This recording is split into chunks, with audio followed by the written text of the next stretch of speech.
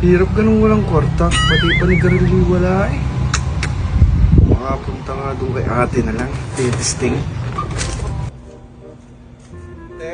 Pabili. Ano yan? Pabili namang Marlboro Lights, isang kaha. Gcash payment ha.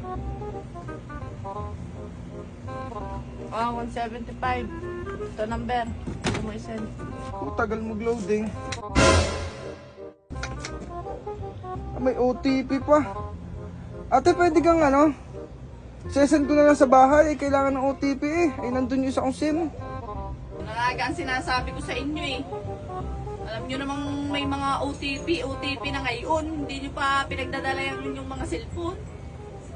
Siya, isisend mo agad ha? Siya, sige ate ha. Sesend ko na lang. Ha? Pag-uwi.